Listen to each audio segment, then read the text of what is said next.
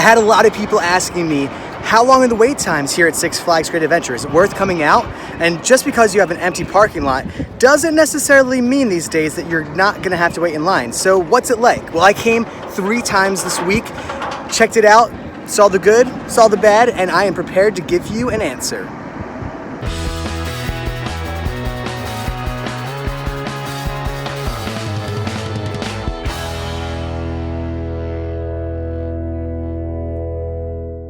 Once again, this is Dan, your Great Adventure Guide, and I am here to tell you everything that you need to know to have the most successful trip the next time that you plan to go to Six Flags Great Adventure.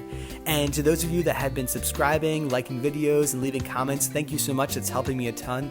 And please, if you enjoy the content that you see here, feel free to give the video a like, subscribe, hit the notification bell. I just want you to have all of the tools that you can possibly have, all the knowledge you can have before planning to go to Six Flags Great Adventure, especially in the year 2020 during all of this crazy COVID quarantine mess.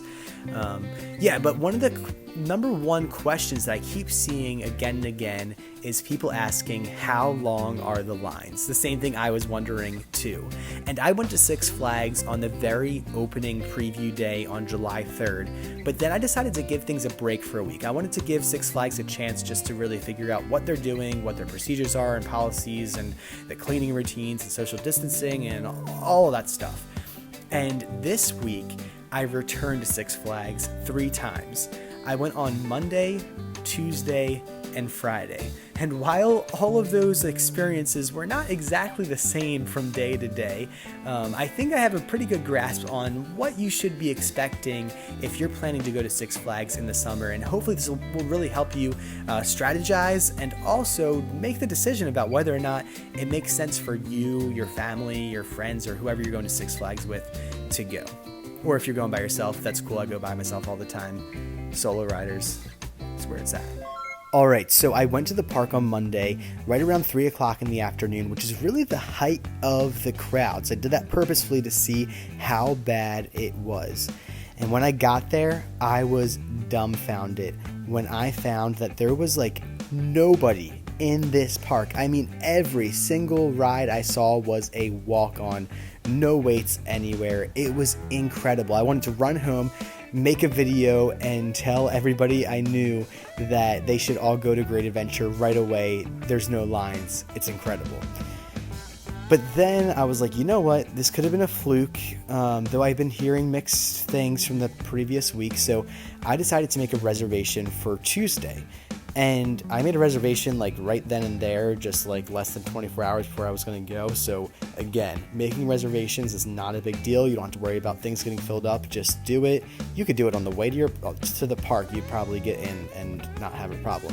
But I made a reservation for Tuesday, and when I got there on Tuesday, right around the same time, I found that even though the park still wasn't very crowded, it was more crowded than the day before.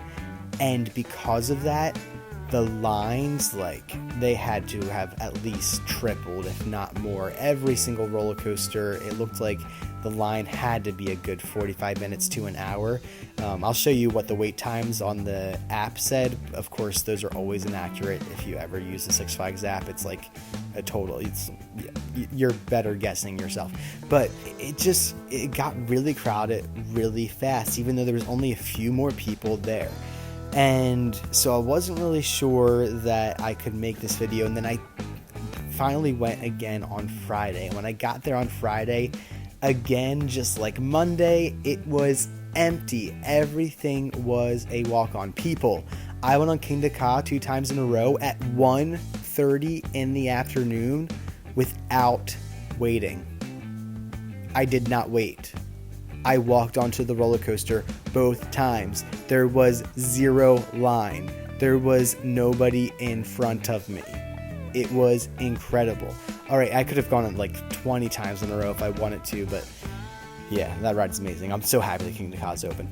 Anyways, so it really seems like right now is a great time to go. There's a little bit of a gamble, and you might get there and find that the lines are a little bit longer.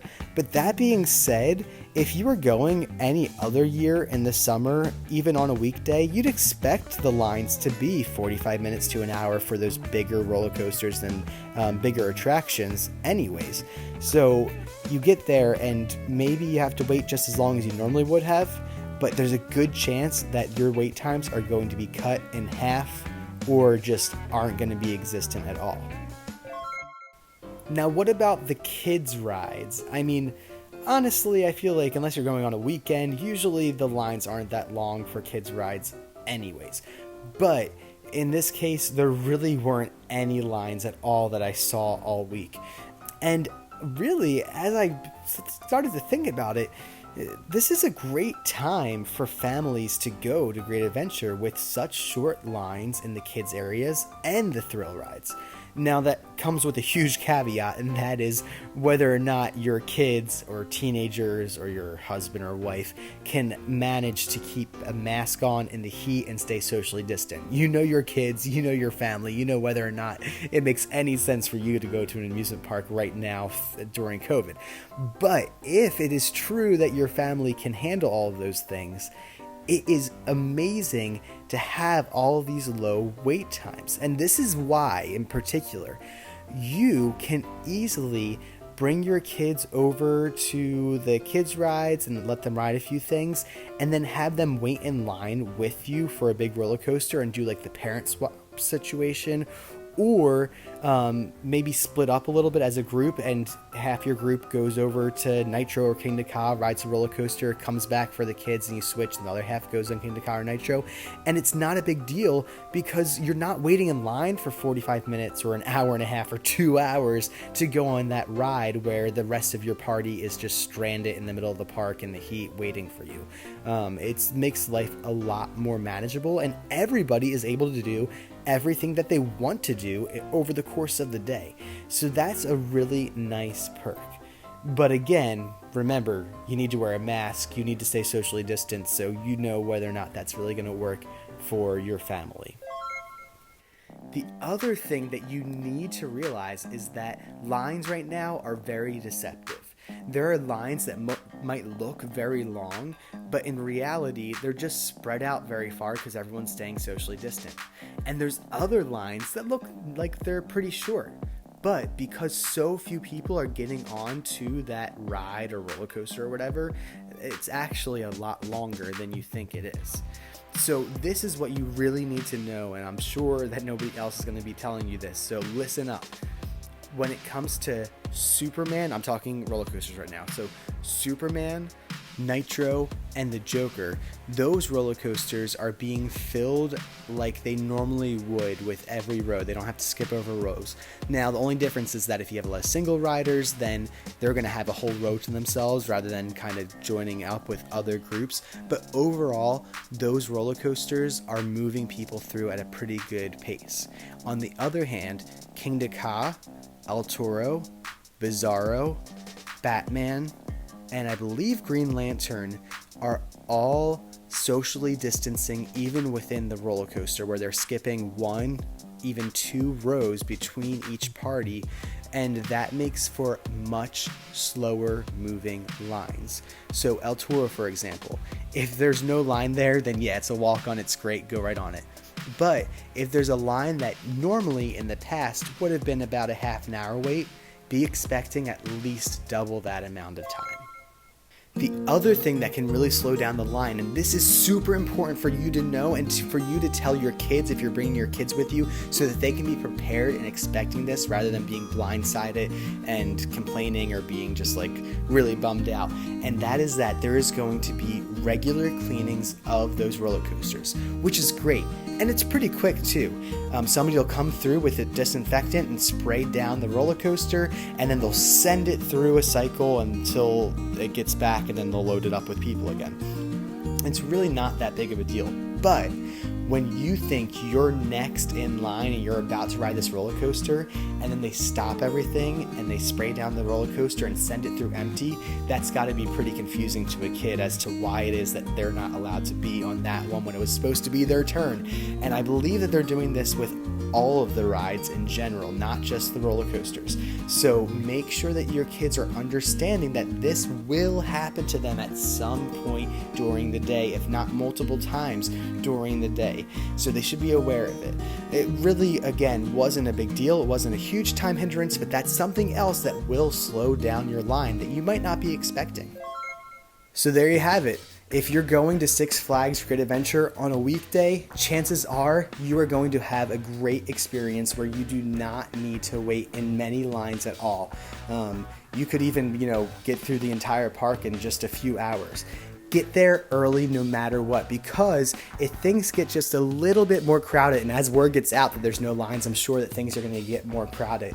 It can really change dramatically, just very, very quickly. With just a few more people in that park, it can make a big difference. So get there early, because when you get there early, you are going to be able to get on many roller coasters or rides like Wonder Woman that notoriously have longer lines right away, walk-ons. It's going to be a great way to start your day, and it's going to give you more freedom, and it's just definitely the way to go. If you can't do it, I'd say still go for it, especially if you have a season pass or something like that and you just wanted to go for a little bit in the afternoon. Go for it. You'll probably have a great experience and maybe even be able to still walk on rides. But if this is your one day to go to Six Flags Great Adventure, make sure that you get there early before the park opens, and some of the roller coasters are even running before the park truly opens because they're letting you in probably a good 20-30 minutes before the park truly opens, so that there's no crowding at the front gates. But that's all I have for you today. Hope that was helpful. Again, it would help me a lot if you would give this video a like. Feel free to subscribe to my channel, hit the notification bell so that you get all the information you can, and write in the comments what your experience have been if you've gone to Six Flags Great Adventure. Have you had long lines? Have you had short lines? Did you get stuck in a situation where they sanitized 3 trains in a row and it was driving you crazy? I don't know. Let me know what your experiences have been and help each other out as we navigate this world in Six Flags during COVID. Have a great day, guys.